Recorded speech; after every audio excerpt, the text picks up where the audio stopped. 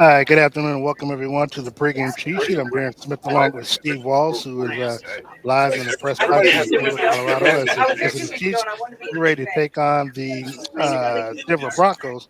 Late afternoon matchup on CBS. Kickoff is at 3:25. Steve, your initial thoughts on this matchup? I know I don't know if you switched your mic or whatever, but you got the noise coming through the background again. But want to get your initial thoughts on today's matchup between the Kansas City Chiefs and the Denver Broncos. When you think about just it's unseasonably warm here in Denver. It's almost 73 degrees, no wind, sun is shining. I think it's going to be a great atmosphere for a football game. Of course, the Chiefs, the line has moved from 2.5 to -2.5 to now -4.5 for the Kansas City Chiefs. Of course, they will be without Josh Jacobs. I'm sorry, without J.K. Dobbins for the remainder of the season, as he's going to have season-ending surgery on his foot. Give a quick shout out to Miss Nina Howard, who's watching us live on the streams today. Steve, when you look at this matchup, it's very important, obviously, that Kansas City wins this game. They've had initial opportunities over the last couple of weeks to kind of close the gap between them and Denver and the Los Angeles Chargers. The the Chargers are, well, the Jacksonville Jaguars are actually doing their job. They're beating right now beating the Los Angeles Chargers for Kansas City. So Kansas City, of course, needs to come out, put in the work today against the Denver Broncos, who are 8-3. I think they're 8-2.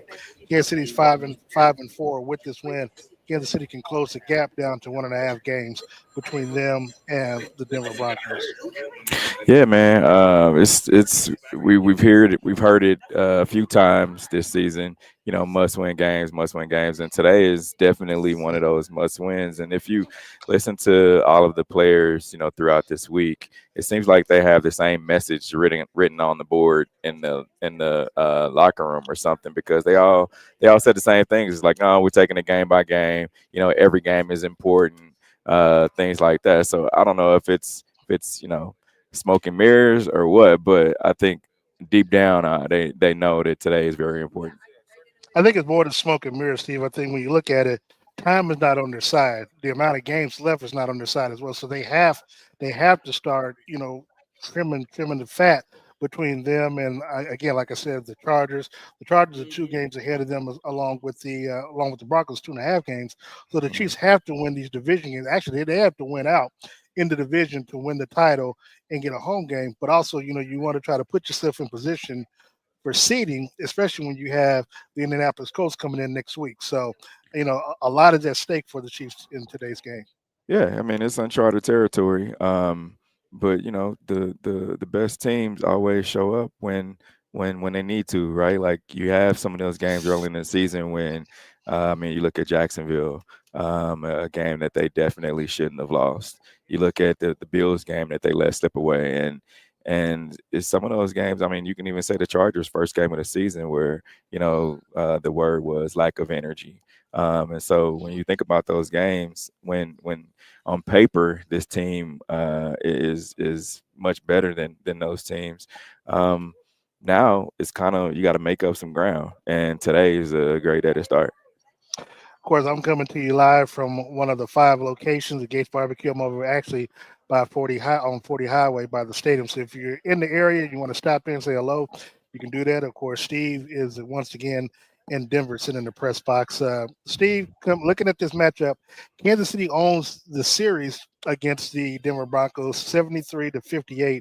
However, Denver has won 2 of the last 3 games, even though the last game that they beat Kansas City in, none of the starters played in that game. Of course, the Chiefs had already locked up home field advantage throughout the playoffs. But Andy Reid, his entire record is 278 and 150 against the Broncos. He's 18-8, and but when you look at this game, Patrick has only lost against the Broncos only one time in his career. Yeah. I think he's got a 14-1 record against them right now. Pretty good overall record last week. 2 weeks ago, he threw for 250 yards against the Bills. Now, both of these teams, Steve, they have top 5, top 6 defenses, scoring defenses, where neither team gives up more than 17 on average, 17 points a game. Are you looking at, or do you feel the Chiefs will have more of a scoring explosion in this game versus what the Broncos give up, especially in the absence of J.K. Dobbins on offense and Patrick Surtain the second on defense. Yeah, I mean, you look at just the offense as a whole. I feel like they need to kind of rekindle the flame, if that makes sense. Because you think about that first game back when Rasheed Rice came back, and you had all three guys available for the first time ever. Right. I mean, they came out and they were rolling. And so I think you kind of got to find that, and what a good time to have a bye week at a time that they did when the team was kind of up and down. And so I feel like once you find that and get into that rhythm, because this is definitely a rhythm team where once it starts clicking, they start having fun, and it seems like they're unbeatable, and I feel like they've got to get back to that. Steve, when you look at today's game, look, one of the things that's going to be important, and we got to say, Jalen Moore is not going to be playing in today's game. He's inactive.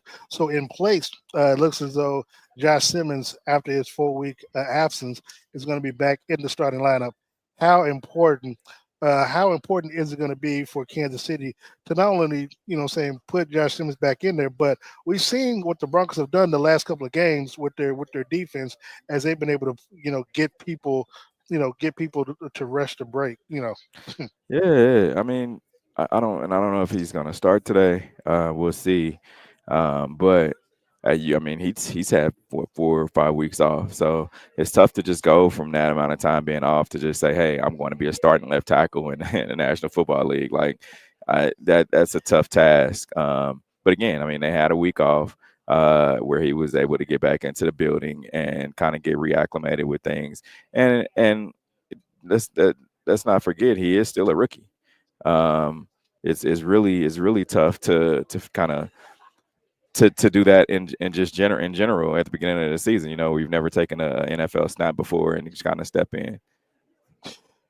Steve Walls and Darren Smith here with you with the pregame cheat sheet. Steve, what we're gonna do? We're gonna take a quick break. We're gonna take a break right quick. I know they're doing something in the press box here. We'll take a quick break. When we come back, we'll look at the offense for the Chiefs against the defense for this Denver Broncos team. We'll be right back after this timeout.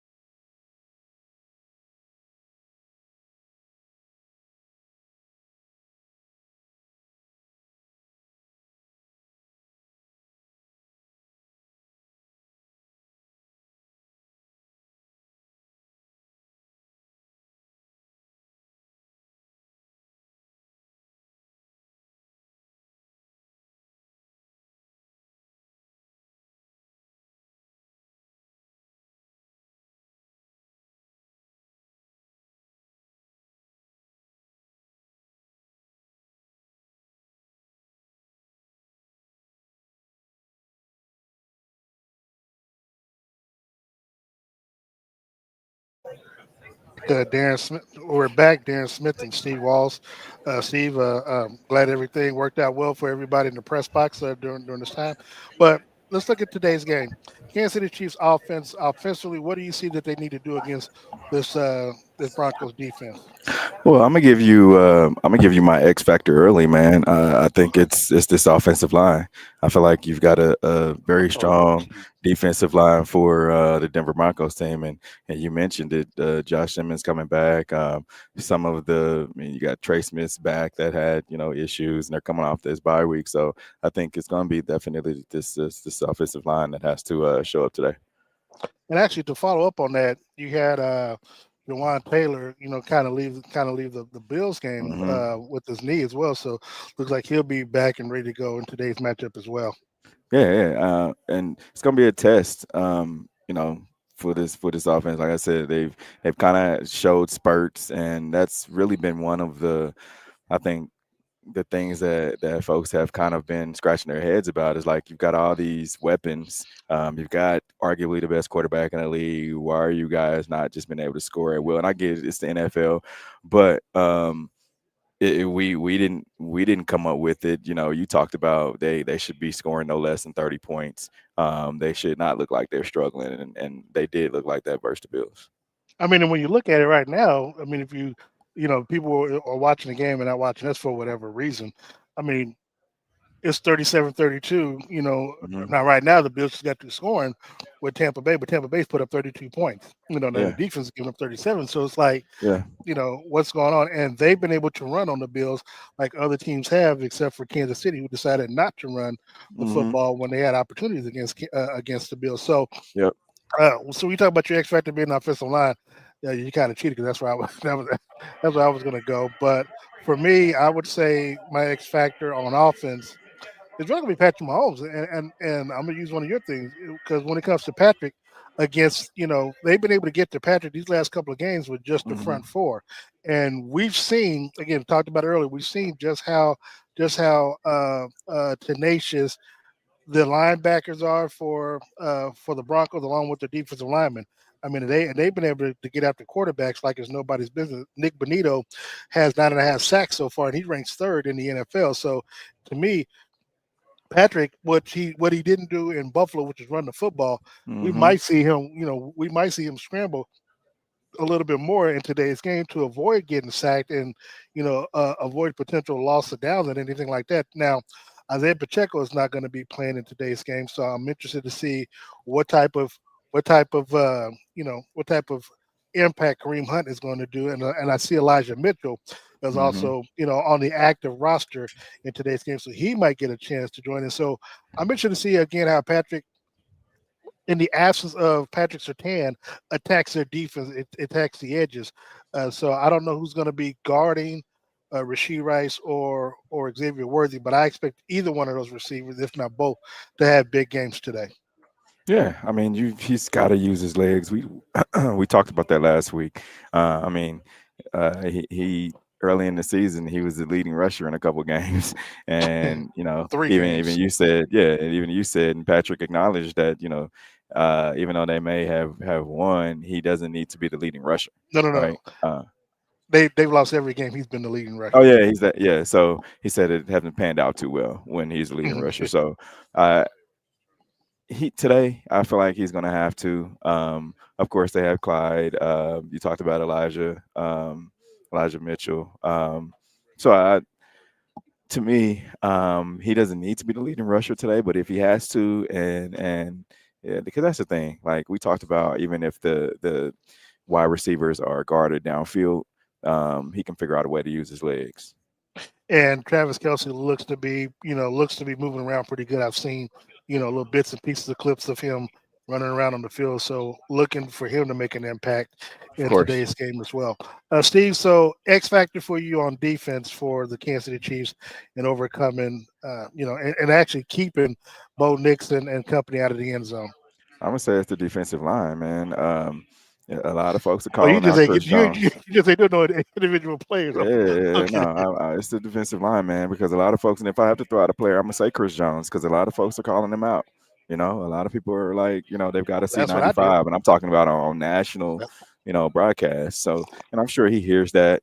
He no matter what we talk about it all the time. It's like these guys say, "Oh I don't watch social media, or I don't No, read they pay or attention. watch TV." Oh, they definitely pay Yeah, attention. They hear it. They you hear know. everything people are saying. So, um, he's definitely got to show up today. Well, Chris Jones, that's a good because that's of course that's who I've been going with the last couple of weeks because he's been out of sight, out of mind. So, Hmm. but I'm gonna go with our guy Trent McDuffie, and I say Trent in today's game because again, without the threat of J.K. Dobbins in the backfield. Now, granted, they do have playmakers that can still R.J. Harvey is pretty decent as a rookie running back, so I'm not going to slight him at all, but when it comes to threats, I'm interested to see how Trent matches up against Cortland Sutherland. He's essentially their big play receiver, someone who can get the ball to the end zone. Trey Franklin, of Hmm. course, a rookie out of I think his second year out of Oregon. I know he's pretty good as well. So I like to see what that matchup on the outside is going to look like against Denver's receivers in today's game. So Yeah, I now like that. I like that too. Because I mean, you think about Trent. We haven't really talked much about Trent this last week. Bo Nix has thrown what 9 interceptions so far this season, um, and so I think today is going to have to be one of those days that they're going to have to get to it, take some chances. biggest concern for you on offense for Kansas City. Hmm. Offensive line. I think Okay. that's just it. I think it starts there and it ends there, man. Protection of Patrick Mahomes. Now, people won't say this, but I felt like Patrick he looked really I would say they didn't look in sync. Unsure. Okay. They didn't look in sync the last game against the Bills, man, and we haven't seen that in quite some time. But he just looked, I don't want to say nervous, but you know how when we were talking about he has the yips, I guess is what they were calling it. He looked like that Well, mm, the last game versus the Bills. yeah, he just didn't look or play like himself. To be quite honest, we're gonna be frank Yeah, about it. yeah. Um, and, I think for me, my biggest concern offensively is going to go back to Andy Reid and the play calling, and nothing about running the football or anything like that. It's just that I want to make we know when playing the Broncos and more so playing Sean Payton. Payton is going to force the issues. He's going to take some chances on offense, take some chances on defense. He's going to gamble because he wants to get maybe that extra that extra drive, that extra down or whatever it takes to win this game. Because again, they did a really good job in Kansas City last year where they lost the game because the kicker I think missed the kick wide right or something like that or no That the was Chiefs ended up blocked. blocking it. Yeah, it was Yeah, blocked.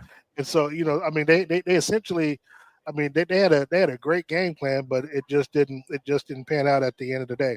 So what is your final score, or how do you feel that today's game is going to end? hmm. I think the Chiefs have to come out and score fast, man. But I do feel like it's going to be one of those days where you're going to see this offense clicking, and it's going to be another head scratcher. Like, where was this 2 weeks ago? 2 weeks. Yeah, I mean, so I think it's going to. If I'm throwing out a score, I would say 31-14 Chiefs.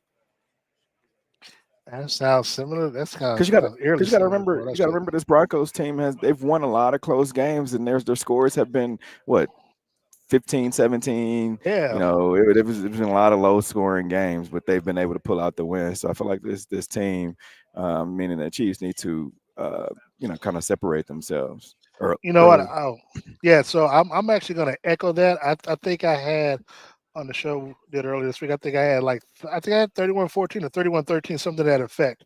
That was I think that was before I found out about J.K. Dobbins being out. But to me, here's the thing: Kansas City can't afford to even have the game being close. I mean, because you want to put yourself in a situation where you're going back and forth. It is a division rival. I get that, but you need to put your knowing the importance of what today's game means for you. You as the Chiefs, you can't afford a close game or anything that could essentially go down to the wire and then not end up and you not end up on the right side of the score. So I like Kansas City in this game. I don't think it's going to be close. It wasn't. It shouldn't be close, Steve, because they're without, to me, their best player on offense and their best player on defense. So, and if this is a close game, it's going to be because of the Broncos defense getting after Mahomes and getting to Mahomes because the offensive line is not able to hold up, and Patrick won't have time to get the ball out to the receivers. But I expect Patrick to get the ball out, and I expect everything, saying that we're saying to go the opposite direction. So Yeah. I think Kansas City wins this game again. When you look at some of the scores in today's game, Jacksonville has knocked off the Chargers 35-6. So, everything right now, for Kansas City kind of cut into the lead, or cut into the division, they can do that with the win in today's game. So, Yeah. Steve, before we get out of here, you want to thank our sponsors? Yeah, I want to send a quick shout out to my friends over at Dealers on the Road. So make sure you go check those guys out. My friend Herman Brown, the men's department, he'll take care of you. Whatever you need your game day look like, make sure you go. Make sure you go talk to him at Dealers on the Rosa. Also, my friends over at Riceman Nissan, man, just south of the airport, where the Sideline Sports Talk and the W Show has partnered with Third and Long Foundation to do um, a holiday food drive, Thanksgiving food drive. So people are definitely in need. We're supporting their 35th annual. We have a box set up at Riceman Nissan. So go and take. We're looking for canned goods, non-perishable food items, all the way up and through next this coming up Saturday. So make sure you go out there and donate at Riceman Nissan, just south of the airport. All right, and of course, we at the Red Hour will make sure that we're part of that as well. Of course, join us tomorrow night on the Red Hour for myself, Steve Walls, Sean Tyler, and DJ Q from 6:30 to 7:30 as we recap today's game along with other games in the NFL and preview the Monday night game between the Dallas Cowboys and the Las Vegas Rams. I want to thank, as always, Todd White and Todd's Clothiers and Taylor Suits for making sure that I am sharp and dressed accordingly. Also, want to thank Gates Barbecue for opening up the door. Steve, they told me to tell you, they got the burning fries for you when you get back in town. So don't don't be afraid to stop in and come get some. So 5 locations. Make sure if you're not already at Gates that you get some either before the game or after the game, along at any of the area 5 locations. So for Steve Walls, you can follow him on social media at Steve Walls KC. I'm Darren Smith. Follow me at Darren Smith NFL. Make sure you tune in after the game. We'll bring you Andy Reid and Patrick Mahomes post game press conference after the game, win or lose, and of course, locker room interviews as well. So, for Steve Walls, I'm Darren Smith. Thank you so much for joining us on the pregame cheat sheet. We'll be back in Kansas City at Arrowhead next Sunday at 11 a.m. when Kansas City hosts the Indianapolis Colts. That, of course, is an even bigger matchup than today. So keep it locked in. We'll be back after the game with the post-game press conferences, and we'll see you tomorrow night on the Red Hour. Steve Walls, I'm Darren Smith. We are out.